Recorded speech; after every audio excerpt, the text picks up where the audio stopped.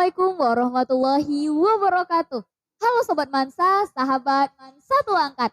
Selamat datang di podcast Mansa, Sang Inspirator.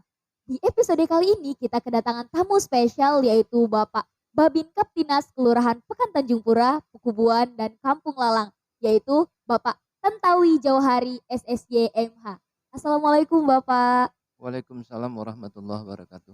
Gimana Pak kabarnya hari ini? Alhamdulillah sehat. Sebelumnya terima kasih nih Pak udah meluangkan waktu untuk datang ke Mansa Angkat dengan cuacana yang kurang mendukung. Hujan ya Pak tadi pagi. Ya, kebetulan hujan. Gini Pak, supaya kami lebih dekat nih dengan inspirator kami. Apa sih Pak fun fact atau hal menarik dari diri Bapak yang belum banyak orang tahu? Ya, yang pertama saya perkenalkan, saya selaku Babin Kamtibmas, saya suka berinteraksi kepada masyarakat, terutama pada saat ini sangat sering kita terdengar banjir di mana-mana. Ya, ikut masuk ke dalam air begitu, paling saya senang. Ya Bapak terbukti dengan seringnya Bapak hadir ke Mansa Angkat ya kan Pak? Iya. Nih Pak, menjadi seorang polisi bukanlah suatu hal yang mudah. Pastinya Bapak udah melewati perjalanan yang cukup panjang nih Pak. Bapak pernah nggak sih Pak terpikir bakalan sampai di titik ini? Ya, kalau saya punya pendapat, memang jadi polisi itu hal yang rumit, tapi setelah dijalani dengan jabatan yang saya dapatkan dari negara selaku Babin Kamtibmas, ya berinteraksi kepada masyarakat, ya lama-kelamaan itu menjadi hobi, kesenangan dan kebiasaan. Sehingga setiap hari saya sering berkunjung ke desa dan tetap mampir ke Satu Langkat ini. Kalau jadi polisi ini memang cita-cita Bapak dari kecil? Ya, sebenarnya kalau dibilang cita-cita, ya memang dari dulu senang gitu, apalagi kalau lihat-lihat di TV ada eee, parade baris berbaris, sehingga menginspirasi diri saya, bagaimana satu ketika, satu saat nanti saya harus jadi seperti ini, begitu. Wih, berarti Bapak udah berhasil nih Pak mewujudkan cita-cita. Semoga kami bisa mewujudkan cita-cita juga nih Pak seperti Bapak.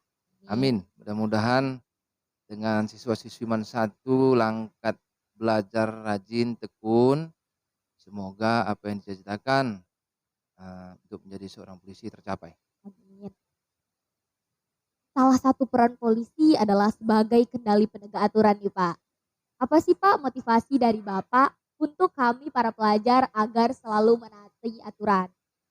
Yang pertama, ya saya cerita sedikit ya, khususnya nih sekolah agama, untuk kita tuh bisa mentaati peraturan, yang pertama harus patuh terhadap kedua orang tua. Artinya apa? Kalau di rumah kita sudah patuh terhadap orang tua, ini terinspirasi kepada diri kita sendiri dan terbawa keluar. Jadi dengan guru pun beradab, dengan kawan pun kita sayang, maka tidak akan ada peraturan yang dilanggar. Karena apa? Karena sudah terlatih dari dasarnya di rumah kita sendiri. Berarti teman-teman kunci pertamanya yaitu patuh kepada kedua orang tua. Ya.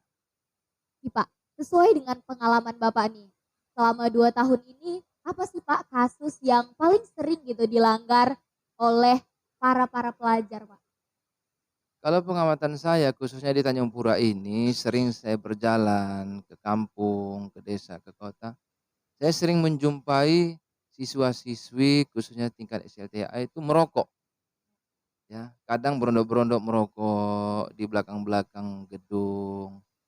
Nah, alasannya begitu saya sampaikan, kenapa? Supaya nggak ketahuan sama guru.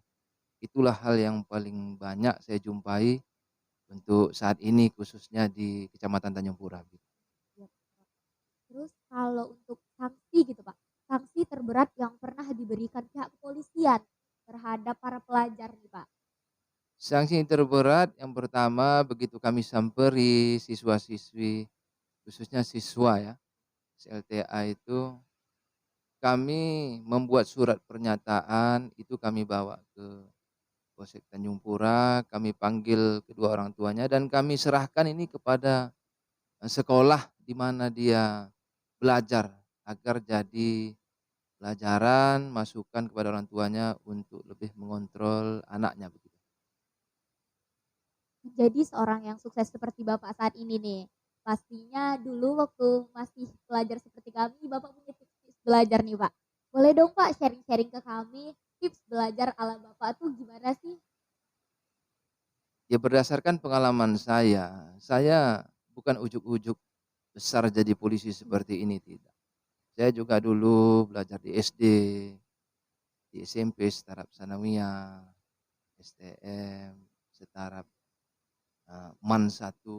Jadi kalau dulu itu saya itu paling beradab dengan guru, santun, apalagi terhadap orang tua. Dan kunci yang paling penting, saya itu nggak pernah meninggalkan perintah Allah itu sholat yang 5 waktu.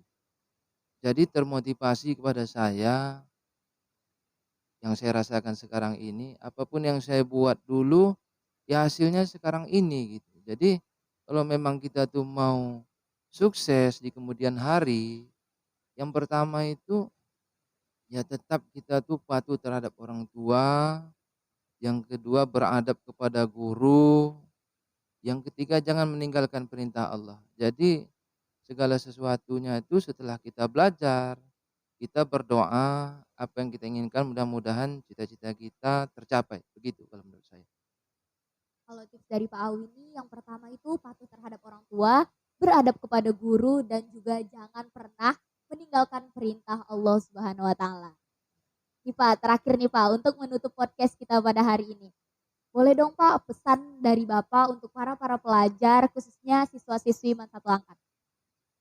Ya tips saya untuk para pelajar khususnya siswa-siswi Satu Langkat supaya menjadi siswa-siswi yang berhasil. Yang pertama harus beradab kepada guru, sayang kepada rekan-rekan, agar supaya apa? Ilmu yang diajarkan guru terhadap murid itu lengket, berkah dan bermanfaat.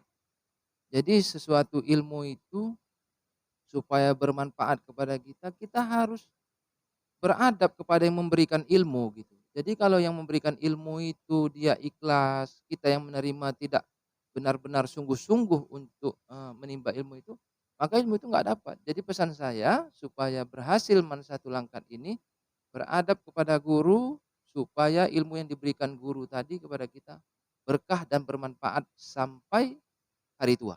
Itu saja. Jadi teman-teman sekali lagi ditekankan nih supaya ilmu itu berkah dan melekat nih. Yang pertama adalah kuncinya beradab kepada guru.